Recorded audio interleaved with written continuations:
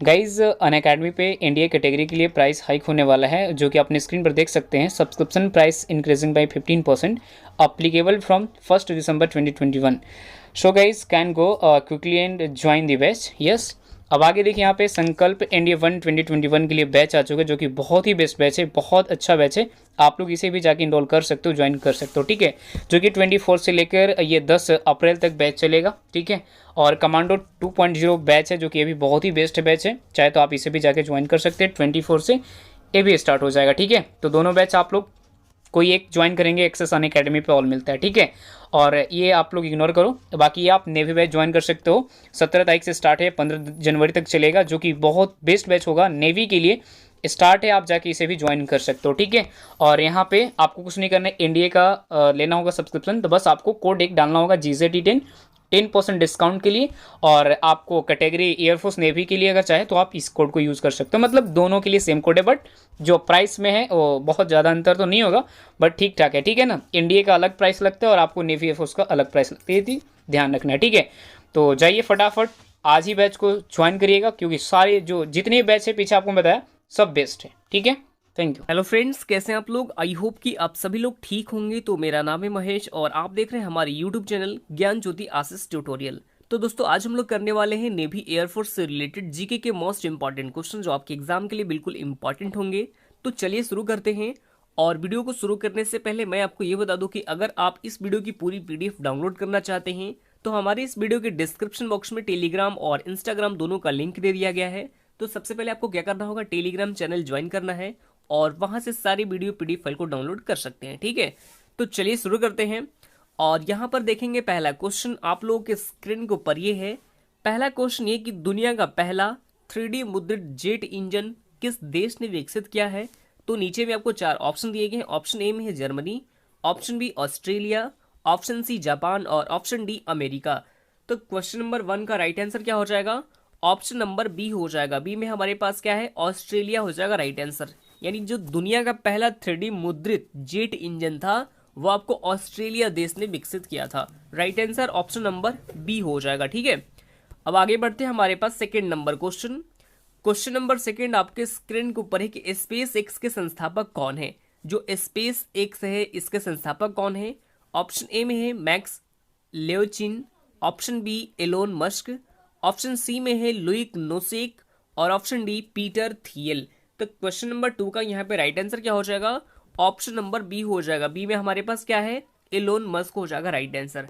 यानी जो space x है इसके जो संस्थापक हैं ये हैं एलोन मस्क। राइट आंसर क्या हो जाएगा, ऑप्शन नंबर बी हो जाएगा। आगे बढ़ते हैं हमारे पास थर्ड नंबर क्वेश्चन।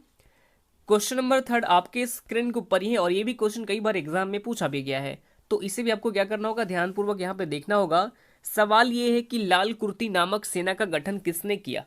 नीचे में आपको 4 ऑप्शन दिए गए हैं। ऑप्शन ए में है विक्टर इमैनुअल, ऑप्शन बी में है गैरिबाल्डी, ऑप्शन सी कैवूर और ऑप्शन डी में है मेजनी।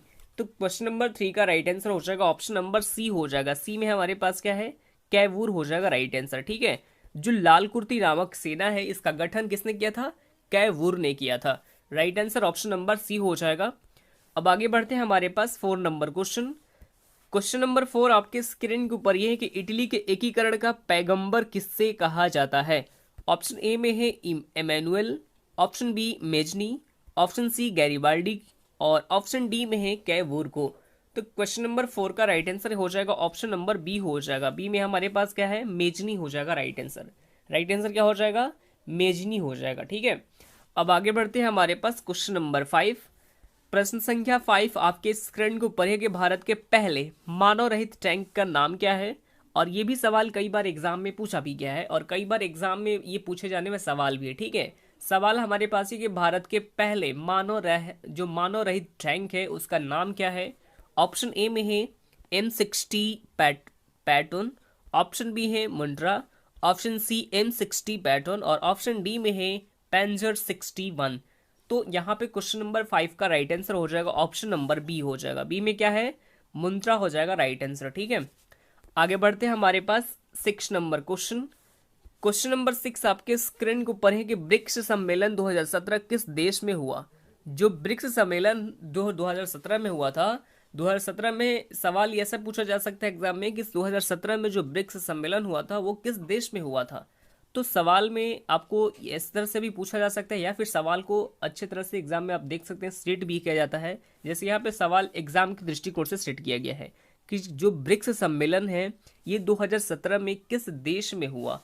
ऑप्शन ए में है शियामेन चीन, ऑप्शन बी मॉस्को रूस में, ऑप्शन सी दिल्ली इंडिया, और ऑप्शन डी में है टोक्यो यानी जापान में। तो क्वेश्चन नंबर 6 का राइट आंसर क्या हो जाएगा? तो इसका right answer option number A हो जाएगा। ए में हमारे पास क्या है, सियामेन चीन में हुआ था। Right answer option number A हो जाएगा। ठीक है, आगे बढ़ते हैं हमारे पास अगला क्वेश्चन। प्रश्न संख्या 7 आपके स्क्रीन के ऊपर है कि भारत में पहली बार सफेद बाघ कहाँ देखा गया।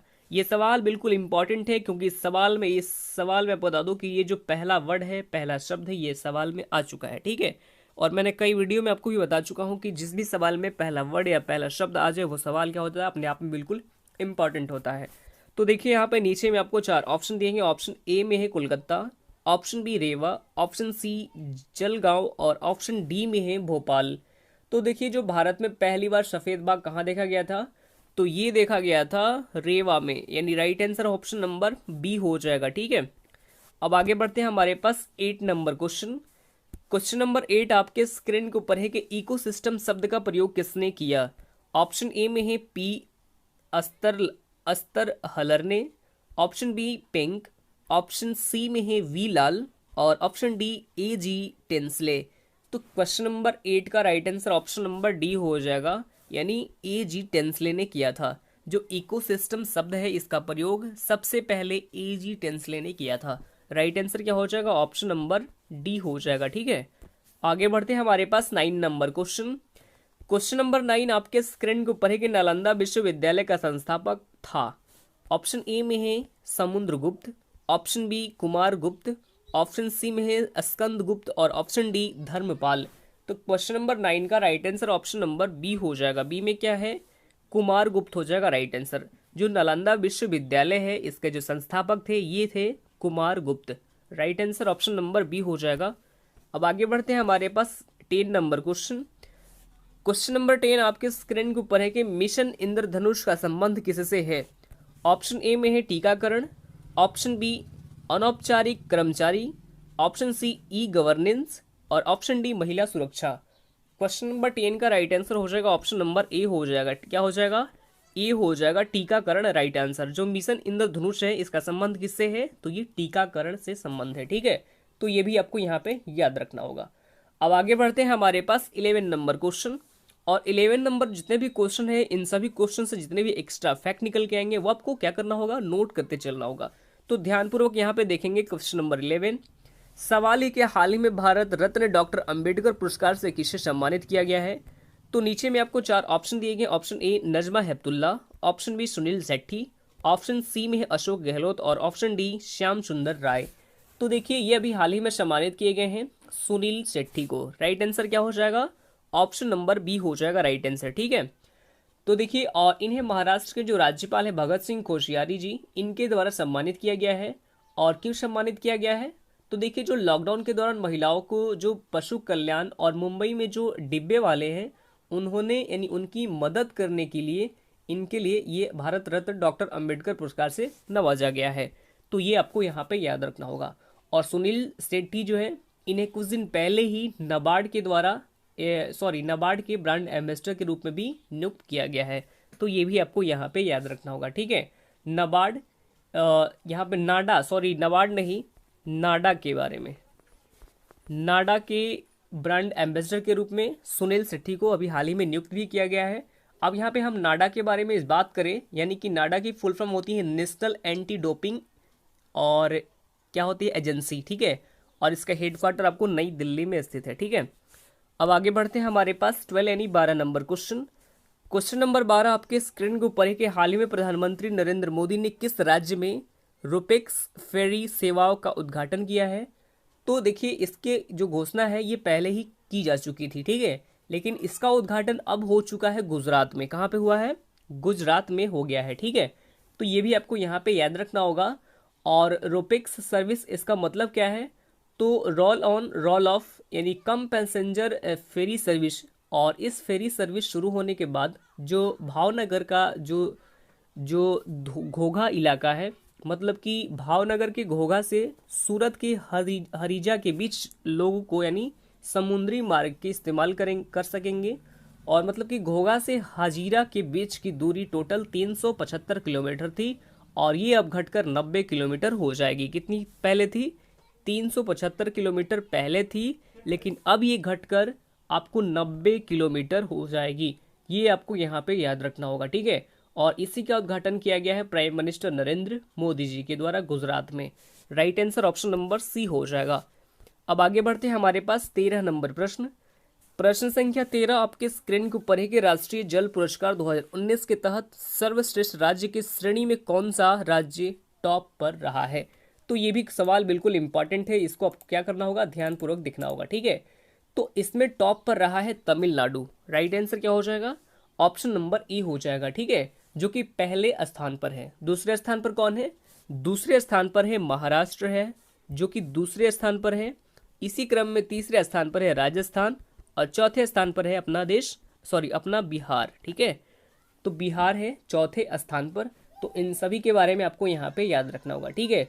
और ये जो अवार्ड है ये कई पैरामीटर के आधार पर दिया जाता है, जैसे कि सिंचाई के लिए राज्य में पानी की क्या व्यवस्था है, या जब बारिश होती है तो राज्य में क्या व्यवस्था होती है, और जो फैकल्टी ये गंदा पानी जो होता है निकलता है कहीं से, तो उसका उपयोग कहाँ होता है, इन सभी के बारे में डिस्कस किया गया है, ठीक है। तो इसी के जो रैंकिंग निकाला गया है, इसी को सबको मतलब ध्यान में रखते हुए एक रैंकिंग जारी की गई जिसमें टॉप पर रहा है तमिलनाडु। अब यहाँ पे हम तमिलनाडु के बारे में बात करें तो राजधानी क्या है?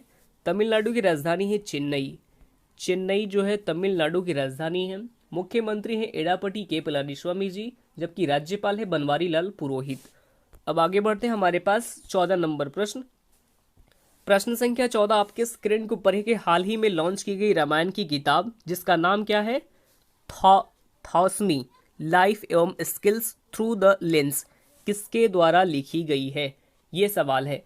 तो ये अभी हाल ही में लिखी गई है। किसके द्वारा लिखी गई है? रल्ला बांदी 3 रामचक्र घर के द्वारा, यानी ऑप्शन नंबर ए हो जाएगा राइट आंसर, ठीक है। तो देखिए इसको भी आपको क्या करना होगा, इस किताब का नाम याद रखना होगा और इसमें सिर्फ और सिर्फ आपको लेखक का नाम याद रखना होगा, ठीक है।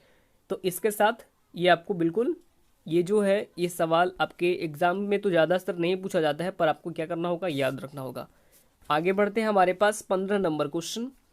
क्वेश्चन नंबर 15 आपके स्क्रीन को पढ़े कि हाल ही में किस देश के पहले परमाणु ऊर्जा संयंत्र का संचालन शुरू हुआ है। तो ये भी सवाल क्या है, बिल्कुल इंपॉर्टेंट है, इसको भी आपको क्या करना होगा, याद रखना होगा, ठीक है। तो देखिए हाल ही में बेलारूस के पहले परमाणु ऊर्जा संयंत्र का संचालन हो चुका है। कहाँ पर? बेलारूस में, यानी right answer option number C हो जाएगा। और यहाँ पे हम बात कर लेते हैं सबसे पहले बेलारूस के बारे में। तो ये एक यूरोपीय महाद्वीप में स्थित है और इसकी कैपिटल है मिन्स्क। करेंसी है बेलारूस रूबल और राष्ट्रपति अभी हाल ही में बने हैं अलेक्जेंडर लुकाशेंको। ये भी आपको यहाँ पे याद रखना होगा बेलारूस के बारे में। आगे बढ़ते हैं हमारे पास 16 यानी 16 नंबर प्रश्न। प्रश्न संख्या 16 आपके स्क्रीन को पढ़े कि किस राज्य में कोविड वैक्सीन उत्पादन केंद्र बनेगा। तो देखिए कोविड वैक्सीन उत्पादन केंद्र ये बनेगा ओडिशा में। कहाँ पे बनेगा? ओडिशा में बनेगा। Right answer option number B हो जाएगा। और ओडिशा की राजधानी भुवनेश्वर में, ठीक है। तो ये आपको यहाँ पे याद रखना होगा। और वहीं पे इसका जो है आपको बता दूं कि ये कोविड जो वैक्सीन है इसका उत्पादन केंद्र ओडिशा के भुवनेश्वर में बनेगा। ये आपको यहाँ पे याद रखना होगा, ठीक है। अब यहाँ पे हमने एक टर्म यूज़ किया है, टर्म क्या है? भारत बायोटेक। तो इसकी जो स्थापना ही ये आपको 1996 में हुई थी। कब हुई थी? 1996 में। और इसका हेडक्वार्टर स्थित है हैदराबाद में और इसी की मदद से ओडिशा में इस कोविड वैक्सीन उत्पादन केंद्र की स्थापना की जाएगी। अब यहाँ पे हम बात कर लेते हैं ओडिशा के बारे में। तो राजधानी क्या है? राजधानी तो भुवनेश्वर, मैंने अभी बताया। मुख्यमंत्री है नवीन पटनायक, जबकि राज्यपाल है गणेशी लाल। ये भी आपको यहाँ पे याद रखना होगा, ठीक है। अब यहाँ पे इंपॉर्टेंट नेशनल पार्क के बारे में यदि बात करें तो सिमलापाल और भीतरकनिका नेशनल पार्क ये दोनों ही स्थित है ओडिशा में। तो इन दोनों के ही बारे में आपको यहाँ पे याद रखना होगा, ठीक है। तो आज के लिए इतना ही। अगर आपको ये वीडियो अच्छा लगा तो वीडियो को लाइक कीजिए, कमेंट कीजिए और अपने स्टडी ग्रुप में शेयर भी कीजिए। तो चलिए फिर मिलते हैं नेक्स्ट वीडियो में। तब तक के लिए bye bye, take care, all the best, thank you.